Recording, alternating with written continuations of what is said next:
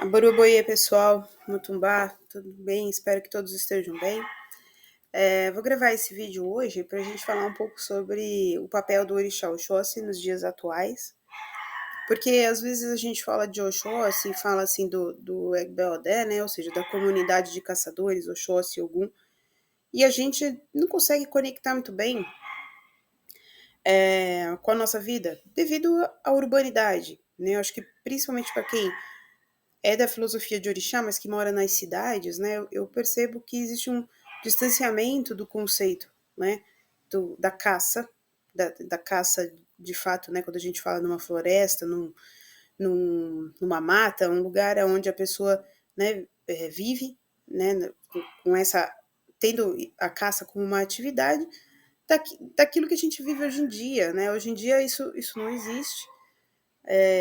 Muitas vezes o máximo que as pessoas conhecem de uma vaca é a carne que está na prateleira do supermercado, né? Então, a hora que de fato a pessoa, sei lá, vai para o interior, vai para algum lugar onde ela se depara com um animal desse, aí ela olha para o tamanho dele e fala, meu Deus.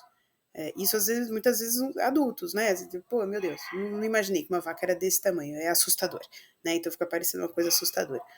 Mas assim, o que essa conversa vem trazer? Eu acho que tem dois aspectos importantes que eu quero que vocês prestem atenção. O primeiro é como que o Oxóssi nos ajuda, né? O que a caça simboliza dentro do contexto moderno e da urbanidade. E também quero que vocês percebam nessa conversa o quanto é importante o culto aos caçadores e no que eles podem nos ajudar, essencialmente no que eles nos ajudam, para que a gente evolua, para que a gente melhore, né?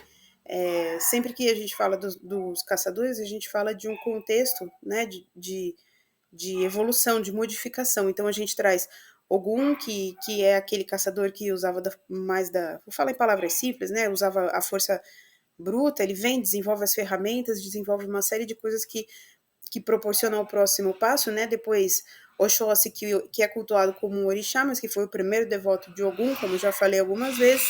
Aí Oxóssi vem já utilizando do ferro, mas precisando de mais flexibilidade, criando armas de longo alcance, criando coisas que não expusessem tanto a ele mesmo, né, no momento da caça, ou seja, que ele pudesse se preservar, caçar de longe, né, enfim. Depois a gente vai ter outros caçadores, você vai ter Logonedé, você vai ter Erinlé, que já trazem histórias e mitologias que falam já um pouco mais sobre o desenvolvimento da inteligência, né, e de trazer outros elementos, como elementos de magia, né, para, mais uma vez, fazer o mesmo movimento, quer dizer, ajudar a preservar a vida e se conseguir o que se quer. Ou seja, cada vez mais se buscar o caminho mais curto, através da melhora pessoal, né? Buscar o caminho mais curto através de uma melhora pessoal para você conseguir o que você quer.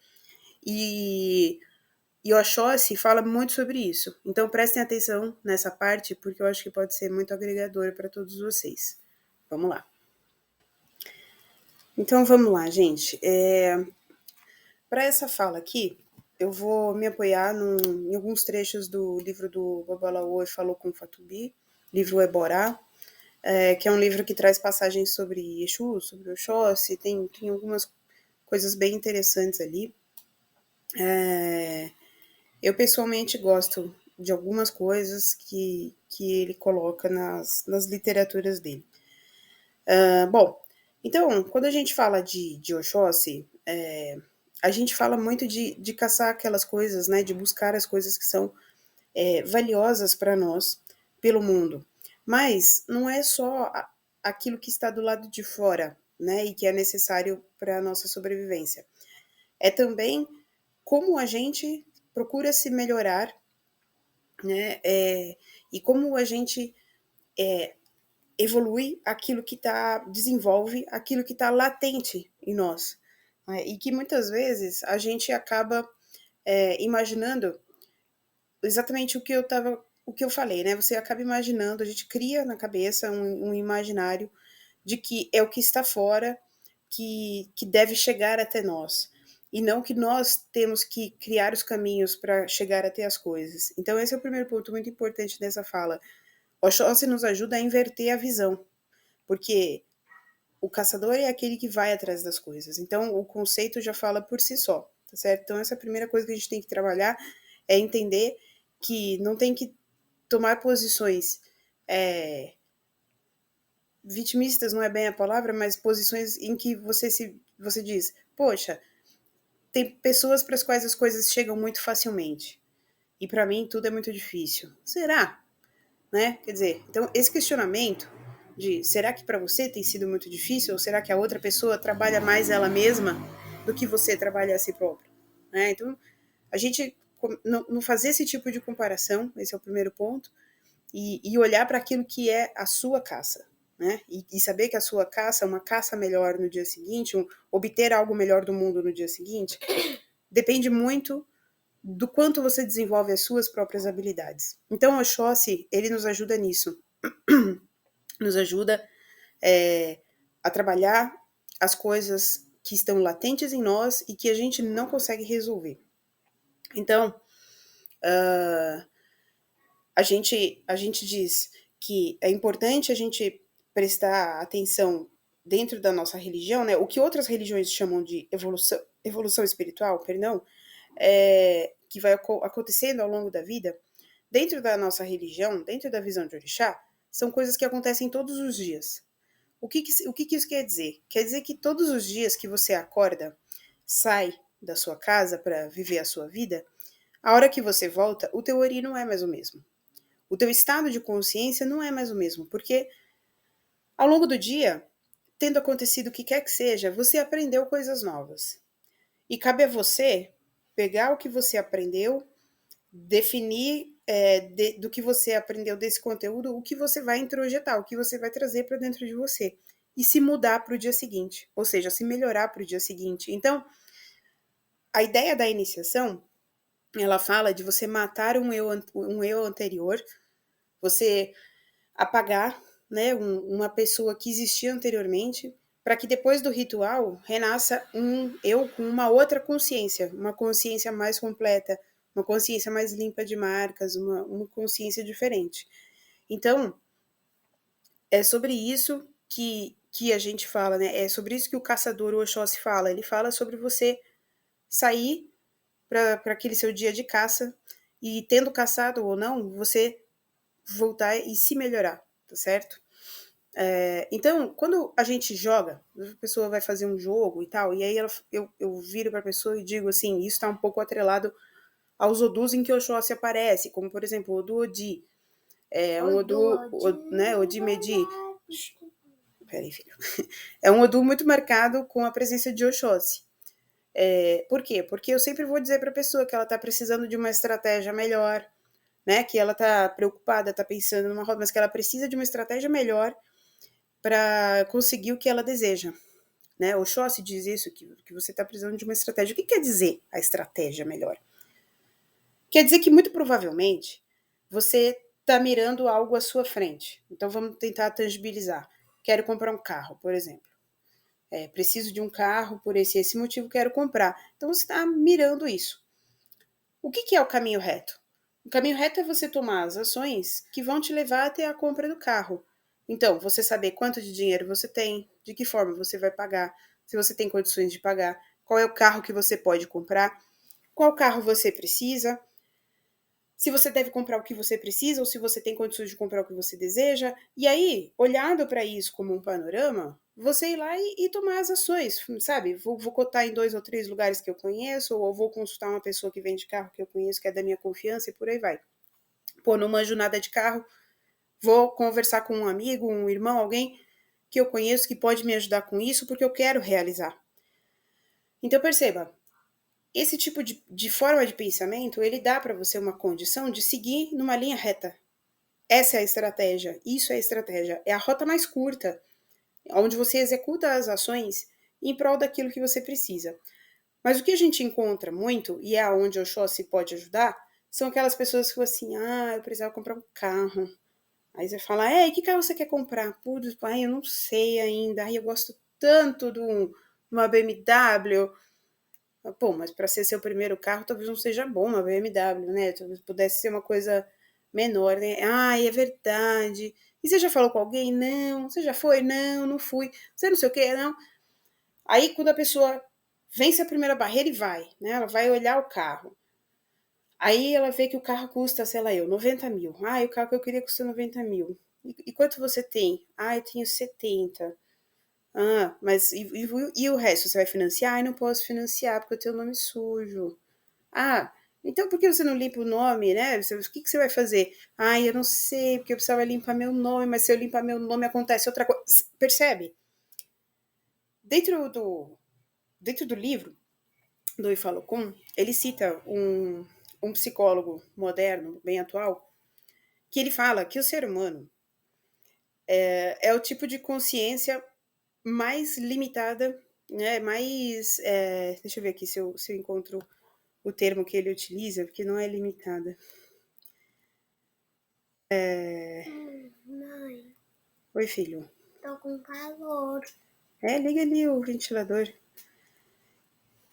Ele fala que o ser humano é o tipo de consciência que existe na Terra mais limitado que existe. Né? Por quê limitado? Porque nós temos uma capacidade de, de criar um número imenso de motivos para não fazer aquilo que a gente quer fazer. E é muito interessante essa análise. É uma análise da psicologia moderna.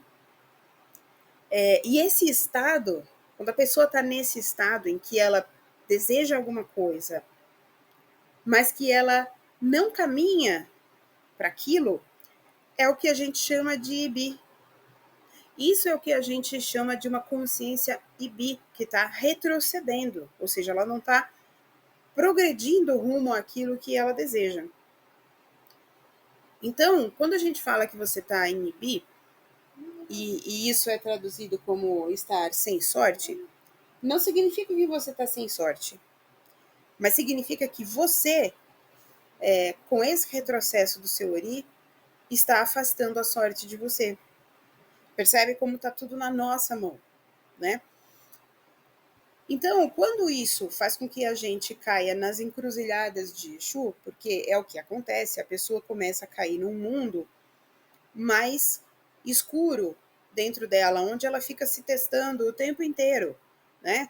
E começa a criar dentro dela um aspecto de negatividade, onde ela fica imaginando que ela não consegue nada. Quando de fato a única coisa que ela precisava é encontrar a rota mais curta para aquilo que ela quer e seguir nessa rota. Quando a gente entra na adolescência, é uma fase muito crítica da vida do ser humano. Toda a explosão hormonal que acontece naqueles 24 meses de puberdade, ela faz com que aquele é o grande momento da primeira grande decisão na vida de uma pessoa, né? É na adolescência.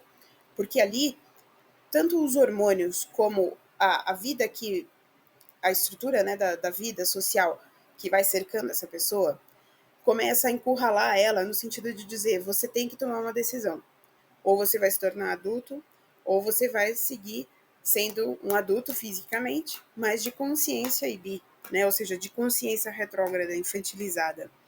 O que é a consciência infantilizada? A consciência infantilizada é quando a pessoa não consegue se associar às questões sociais e hormonais que são postas a ela, né, no momento ali da puberdade. Então, a necessidade de você começar a se relacionar afetivamente, iniciar a sua vida sexual, começar a pensar no seu futuro como um adulto, como provedor de si próprio, né? Imaginar uma profissão, imaginar o que você quer fazer.